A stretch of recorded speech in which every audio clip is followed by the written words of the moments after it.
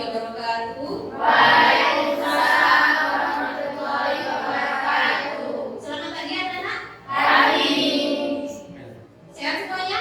Alhamdulillah. Sebelum kita memulai pembelajaran hari ini di kelas sekolah, saya persilakan ketua kelas atau yang mewakili untuk memimpin doa. Semoga apa yang kita pelajari hari ini dipermudah dan bermanfaat untuk kita kedepannya. Silakan Mbak Sofia memimpin doa. Doanya itu di dalam hati saja ya. Doa mulai.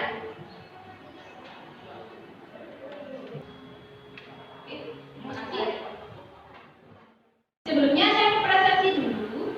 Hari ini masuk semua? Ya, masuk semua ya? Oke. Untuk ngecek semangatnya, coba kita lihat dulu ya. Biar tak ngantuk ya. Matematika saya sampai ngantuk pelajaran seru dan harus kita semangat ya. Oke. SMK? Bisa. SMK? Bisa. SMK Satu Dorejo? Bisa. Bisa. Bisa. Oke, tepuk tangan untuk kita semua. Ini kita melanjutkan materi yang kemarin yaitu statistika tentang interpretasi data. Di sini yang akan kita pelajari adalah karena kita sudah belajar cara menyajikan data. Nah, sekarang yang kita pelajari adalah cara menginterpretasikannya. Di sini misalkan ada pertanyaan pematik seperti ini, yaitu UPJ atau unit produksi jurusan akuntansi atau sama lebih terkenalnya dengan kantin ya, kantin AKL. Nah, ini merupakan unit usaha yang tergolong baru di SMKN 1 Wonorejo, sehingga riset pasar sangat diperlukan untuk kemajuan usaha ini. Jika kalian adalah divisi marketing UPJ AKL, maka saran atau strategi apa yang kalian lakukan untuk perkembangan unit usaha ini berdasarkan hasil sajian data riset sederhana kemarin. Berarti sebelum kita menginterpretasi, kita harus punya apa dulu? Oke, Mbak Sofia butuh apa berarti? Punya data. Sekali Mbak Sofia ya. Oke, beri aplaus untuk Mbak Sofia. Tujuan pembelajaran hari ini adalah melalui pembelajaran problem based learning, yaitu riset pasar sederhana. Kenapa saya bilangnya riset pasar sederhana? Karena nanti yang saya mau tampilkan adalah hanya data statistika yang deskriptif, yaitu hanya menyajikan diagram dan yang lainnya, bukan sampai pemodelan dan yang lainnya. Nah, di sini dengan metode diskusi dan presentasi diharapkan sama nanti mampu menginterpretasikan data berdasarkan tampilan data dan melakukan analisis penyajian data yang tepat.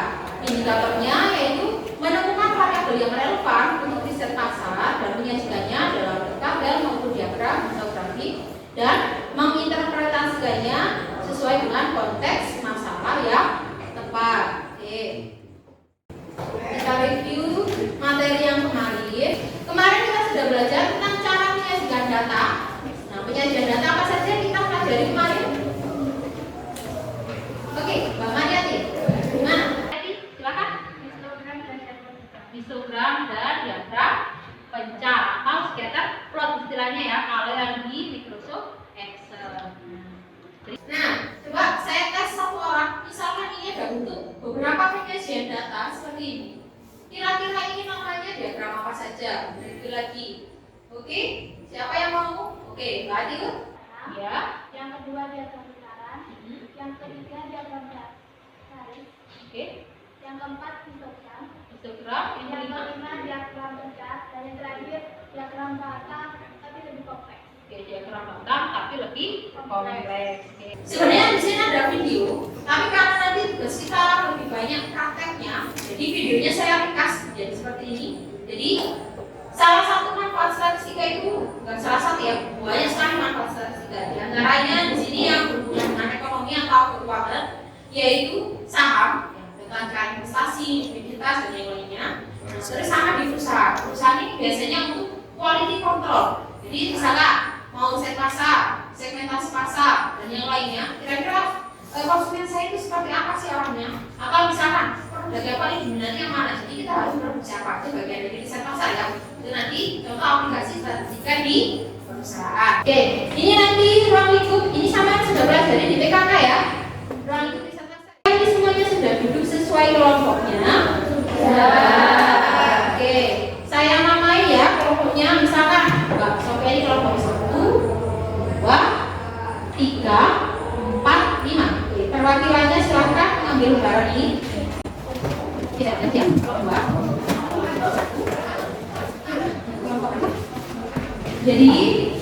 tugasnya nanti berkelompok ya. Silakan sama diskusikan. Kemarin Mas sama sudah punya data yang dari mapel PKK itu ya. Ya. Nah, mapel PKK itu Mas sama banyak sekali mengambil variabel data atau set datanya. Nah, jadi nanti sama di misalkan yang LKPD nomor 1 saya jelaskan dulu ya. Yang nomor 1 di sini selidiki variabel apa saja yang telah kalian miliki untuk diinterpretasikan datanya. Jadi sebutkan semua yang ada di chat Excel sampean yang kemarin yang kayak tadi saya tampilkan punya Mbak Leni itu tadi. Dituliskan semua, tuliskan di sini semua nomor 1. Nah, kalau yang kedua, setelah berdiskusi kelompok, maka variabel apa saja yang menjadi prioritas yang paling relevan untuk disajikan di riset pasar UIJAK. Jadi saya minta cuma tiga data saja. 3 data ini salah satunya harus mencakup ada nanti menampilkan dan menginterpretasikan tentang histogram, diagram pencak tadi atau scatter plot. Atau misalkan Bu, gimana misalkan data saya itu nggak ada data itu solusinya yaitu kayak tadi membuat saya kasih keringanan sama membuat tabel kontinensi kayak tadi. Di sini yang nomor 5. Nah, berikan saran atau strategi untuk PJKI. Berarti baiknya kantin AKL itu produksinya seperti apa? Misalkan lebih fokus ke produk. Atau misalkan data sampean itu lebih ke pemasarannya, misalkan ke media sosial yang tepat untuk mempromosikannya. Jadi harusnya itu apa namanya media lebih cocok untuk promosi kantin AKL itu yang mana seperti itu. Pokoknya sesuai dengan set data yang sampean miliki ya. Jadi tadi waktu pengerjaannya 15 menit cukup. Cukup ya. Nah, dimulai dari sekarang. Berarti nanti jam 10 berapa? Jam 10 lebih 10 selesai ya. Nanti ada yang presentasi ya. Oke, bagi tugas ya. Bagus.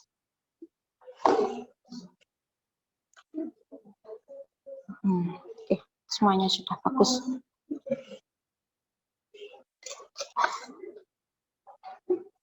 Nah, sarannya sesuai kesepakatan kelompok ya. Kalau misalkan ini ya sesuai hasil yang saman peroleh tadi itu. Nah, pokoknya yang penting itu interpretasinya itu apa. Karena di statistika yang mahal itu adalah menginterpretasikan datanya. Saman output bisa dikeluarkan oleh mesin. Tapi yang mengata-ngatai, misalkan saman ada yang jadi data analis, konsultan, dan yang lainnya, nah itu mahalnya di situ. Saat sampean memberikan advice itu tadi. Jadi sebenarnya paling sering yang paling disukai konsumen apa? Jadi atau langsung tutup? Langsung tutup. Oh, lebih suka yang itu paling yang masuk press gitu. Ya, ini scan materinya misalkan sampai ada kesulitan, misalkan buat histogram di Excel, bisa scan materi yang ada di sini. Di akun ini isinya tentang tutorial Excel dan materi statistika lainnya seperti itu. Materi yang dipakai hari ini, jadi selain buku yang sampai pegang itu, jadi bisa juga scan yang ada di sini. Jadi kan hubungan antara apa ini?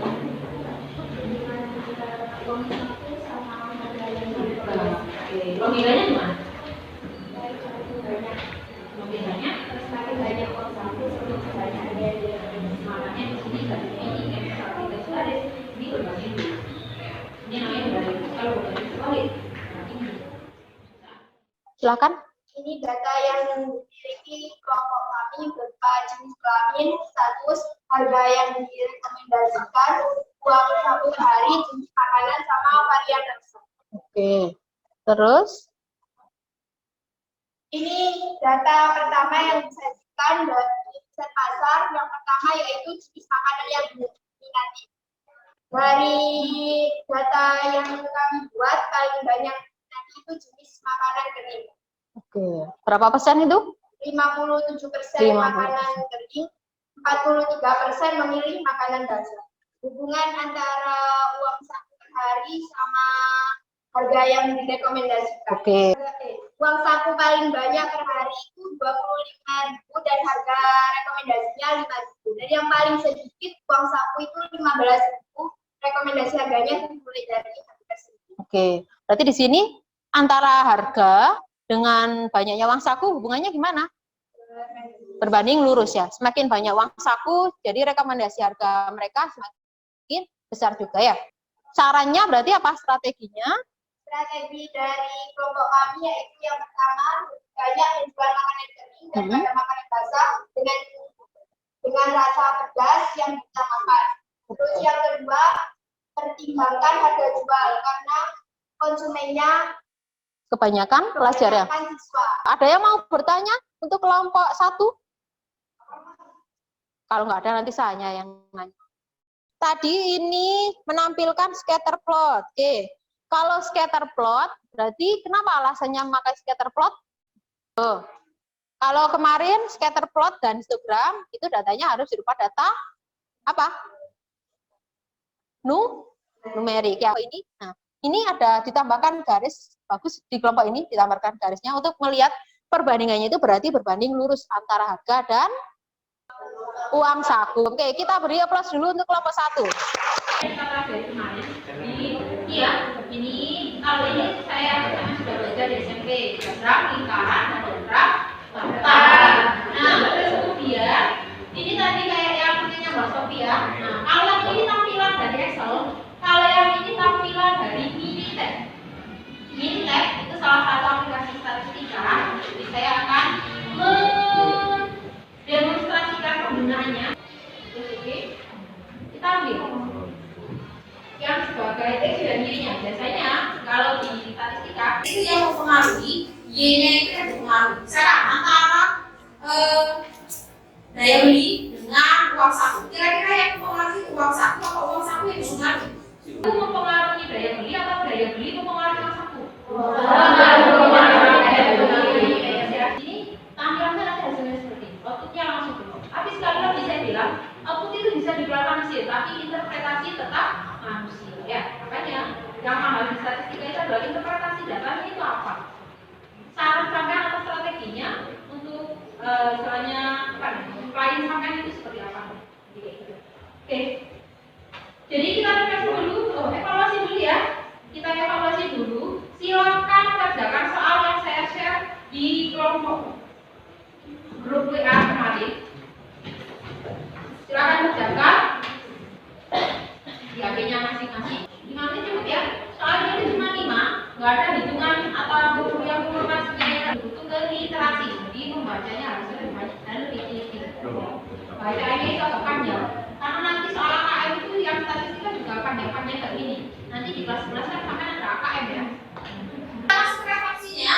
Jadi kita sudah belajar apa saja hari ini.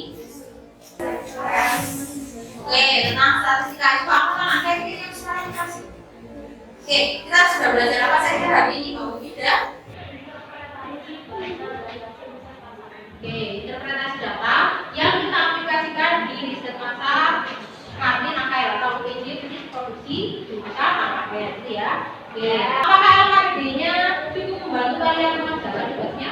Cukup dari hari ini. Oke, kalau misalkan masih ada yang kesulitan, misalkan harus usaha lebih lagi, memperbanyak baca lagi dan tanya